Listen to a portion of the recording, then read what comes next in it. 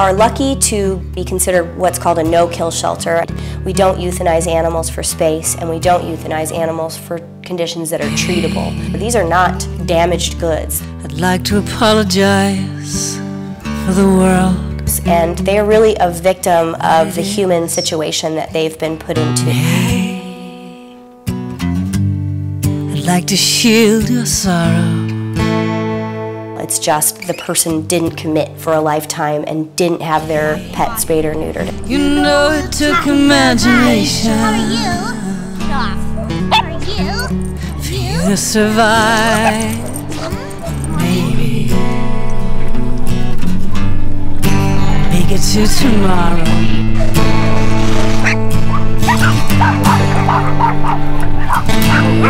And when all your dreams come crashing down, I was only gone 2 days. at the door of the lost and found, who loves you now?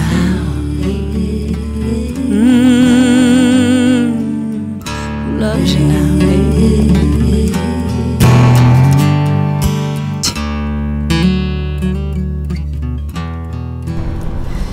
In this county, there are 2 open admission organizations, meaning organizations that take in every animal that comes to their door, and that's Maricopa County Animal Care and Control and the Arizona Humane Society.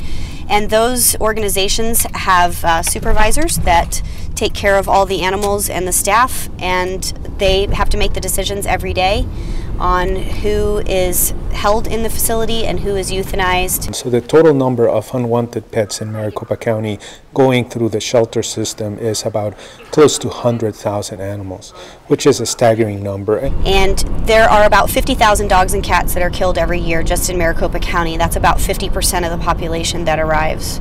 And the reason is lack of education, lack of information, and perhaps in part to irresponsible pet ownership.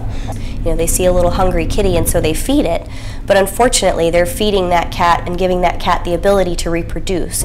We see that a lot where people, they mean well, they really do. They take in a pregnant kitty and it has their babies, but then they don't know where to go from there, and then they end up, those cats aren't spayed or neutered, and then they go out and they have more. So it's really important if you put the bowl of food out to follow all the way through and provide spay and neuter for that cat. Spaying and neutering is what could be used as a tool to reduce pet homelessness.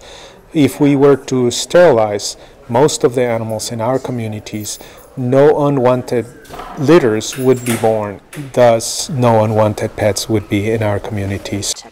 The process of taking in animals for us generally begins with receiving an email from either the Arizona Humane Society or Maricopa County Animal Care and Control's facilities asking for help with an animal that's in their facility. This is a pre-euthanasia list, so basically these animals, for whatever reason, they don't find to be adoptable, whether it's for fear or behavior or medical. So they print this out for rescue groups, so when we come in, we know who's at most risk for being put down. About 14,000 of them are highly treatable animals, animals that, that just need a little bit of antibiotics or a little bit of foster care to make them very adoptable pets. We come down here and check out fearful dogs and dogs that have a cold, which is called an upper respiratory infection, and adoptable dogs as well to bring back for animals to go home. And specifically we want to target those 14,000 that are dying for being too shy, being too little, too young, having a cold, the really easy things that the average Joe would not say that's something an animal should die for. What have you got for us today? So we have 1 litter, it's a mom with 4 babies. Okay. And then we have another litter of underweight kittens. Okay. And then we have about 7. Okay. All right, so the first litter is right here. Okay. And it's a group of about a little bit under 2-month-old kittens. Oh my goodness. And they're just not big enough yet to be spayed or neutered. Look at you, little darling. Don't waste another moment alone in here. Okay.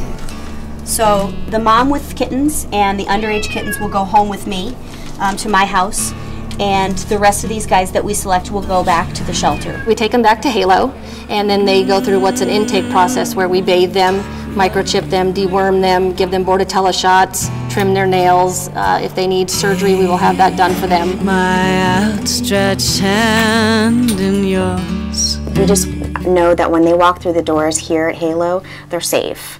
You know, we're going to fix them, we're going to make sure that they're happy, we're going to make sure that they know that they're loved, and we're going to find them a better place than where they came from. Isn't he gorgeous? Look at that face. Isn't that the face of a star? He's so handsome. They come in and they're scared, or some of them have been abused, or some of them have been malnourished, and the volunteers will focus in on those guys. I was only gone 2 days. Because those are the ones that we feel need our attention the most. And to see them blossom and to start eating and to start playing and to start interacting with the staff and the volunteers, it's truly incredible that those animals have actually forgiven us and are opening themselves up to us again after everything that they've probably been through. For the world being what it is. And hey, we let them out. We have 3 large yards that they can play in. A lot of socializing like that. We have community room for the cats, but the cats can get out and stretch their legs and play around a bit. You just look into their eyes and you just know that they're worth it. They matter, and even if it's just this one animal that's sitting in front of me, I can make a difference. I can change its life. I definitely feel that what we're doing is making a difference. I'm fulfilled every day with what I do. I know our volunteers and our staff are fulfilled also. It's a very rewarding experience just to be here with the animals and know you're making a difference. and when all of your dreams come crashing down, and you stand at the door of the lost and found, who loves you now? Who loves you now? Hey, you know it took imagination. We have cats in 10 pet supply stores throughout Phoenix, and we have volunteers like Charlotte who come in and care for the cats. We call them kitty cuddlers. They come in, they keep their kennels looking beautiful, they give them toys, they give them scratching posts, they get to know these cats' personalities. It's nice for the kitties to get out and have a little out time. So I like to let them out, let them play a little bit, and give them some time to just be out of those cages for a while. In every PetSmart store, we have an adoption center, and that adoption center is designed to provide visibility for local animal welfare groups so that they can help find homes for their animal. The thing that's important to say about Halo for us is they really align with what PetSmart's philosophy is with the adoptions. Well, our primary goal at PetSmart Charities is to save the lives of homeless pets. So everything that we do is designed to help pets be adopted in communities and to reduce euthanasia rates.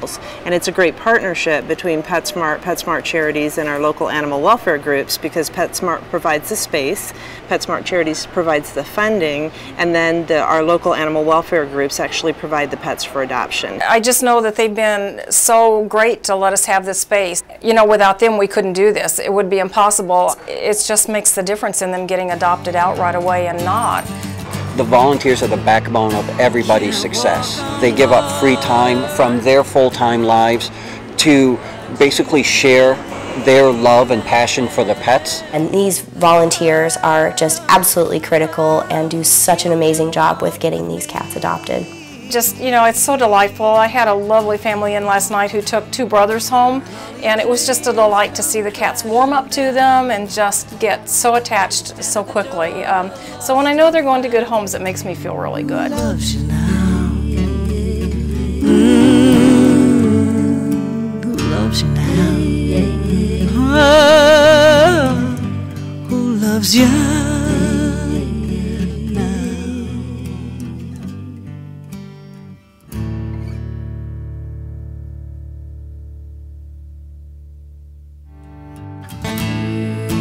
All your dreams come crashing down, and you stand at the door